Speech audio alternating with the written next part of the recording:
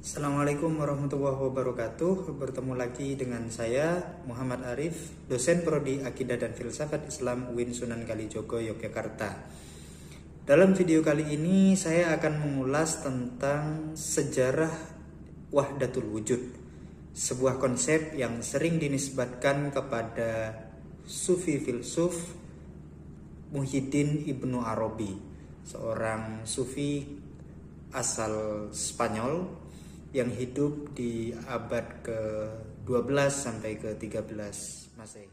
Pertanyaan pertama yang penting untuk dimunculkan ketika kita membahas tentang sejarah konsep wahdatul wujud, maka pertanyaan pertama yang harus dimunculkan itu adalah dari mana konsep wahdatul wujud ini berasal.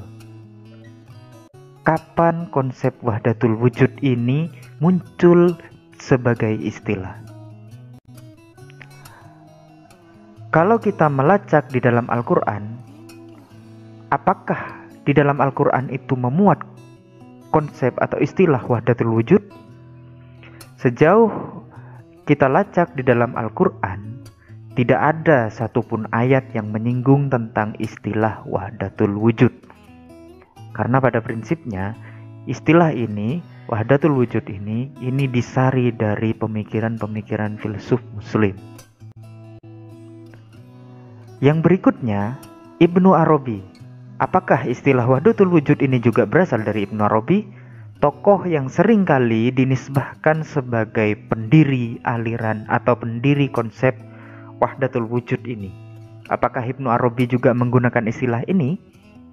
Ternyata, setelah dilacak di dalam karya-karyanya, di dalam karya-karya Ibnu Arabi itu tidak ditemukan secara eksplisit istilah wahdatul wujud. Walaupun Ibnu Arabi itu memang menggunakan pengertian-pengertian wahdatul wujud di dalam karyanya. Ajarannya itu mengandung ajaran wahdatul wujud. Bahkan dikatakan seluruh ajaran Ibnu Arabi itu tercover di dalam konsep wahdatul wujud. Tetapi uniknya, Ibnu Arabi tidak pernah menggunakan istilah itu di dalam karyanya. Jika Ibnu Arabi itu tidak pernah menggunakan istilah wahdatul wujud di dalam karya-karyanya, lalu siapa yang memperkenalkan istilah wahdatul wujud secara eksplisit pertama kali? Jawabannya adalah Sadruddin Al-Qunawi. Dia adalah salah satu murid dari Ibnu Arabi yang secara eksplisit menggunakan istilah wahdatul wujud ketika menjelaskan ajaran-ajarannya Ibnu Arabi. Lalu bagaimana Sadruddin Al-Qunawi ini memperkenalkan istilah wahdatul wujud?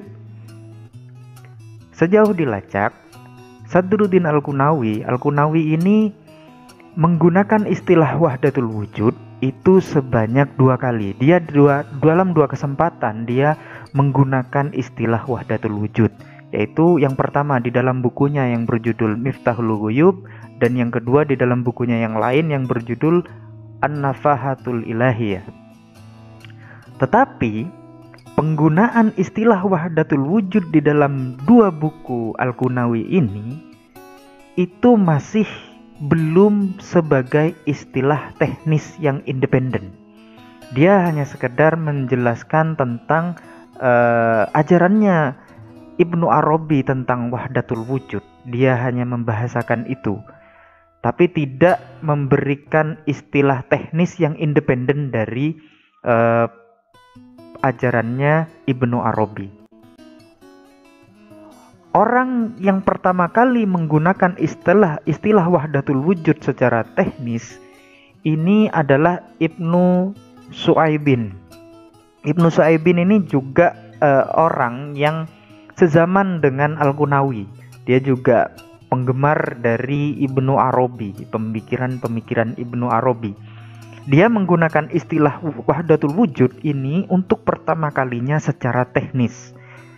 Dia ingin menjelaskan bahwa wahdatul wujud ini sebagai istilah teknis untuk menjelaskan sifat yang fundamental dari segala sesuatu. Jadi ini berbeda dengan Al-Qunawi dan murid-muridnya. Ibnu Sabi'in ini memberikan contoh yang berisi istilah wahdatul wujud sebagai istilah teknis yang menunjukkan pandangan orang-orang bijak dan wali-wali Allah.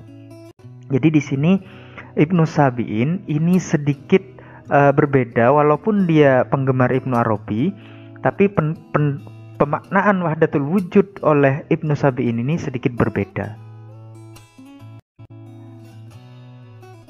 Penggunaan istilah teknis yang digunakan oleh Ibnu Sabi'in tadi itu kemudian diserap oleh tokoh penting yang disebut dengan Ibnu Taimiyah. Dengan membaca karya Ibnu Sabi'in tadi, Ibnu Taimiyah itu kemudian berupaya untuk mempopulerkan istilah wahdatul wujud. Tetapi pemopuleran yang dilakukan oleh Ibnu Taimiyah ini bukan dalam kerangka positif, tetapi dalam kerangka negatif. Ia sering menggunakan istilah-istilah wahdatul wujud di dalam karya-karyanya untuk kemudian ia kecam habis-habisan. Tetapi justru di dalam penggunaan istilah secara negatif inilah kemudian istilah wahdatul wujud ini kemudian menjadi populer.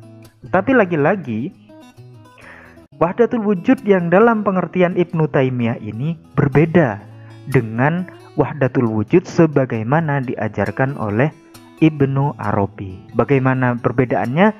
Simak ulasannya di dalam video saya yang berikutnya.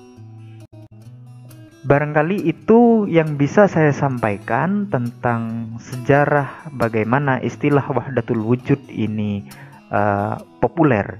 Ia digunakan pertama kali oleh Al-Qunawi, bukan oleh Ibnu Arabi, dan tidak ada di dalam Al-Quran. Dan secara teknis ia digunakan oleh Ibnu Sabi'in dan dipopulerkan secara umum sehingga menjadi global walaupun dalam perspektif yang berbeda dan dipandang secara negatif oleh Ibnu Taimiyah dan dianggap kafir oleh Ibnu Taimiyah. Barangkali itu yang bisa saya sampaikan tentang sejarah singkat wahdatul wujud. Kurang lebihnya saya mohon maaf. Assalamualaikum warahmatullahi wabarakatuh.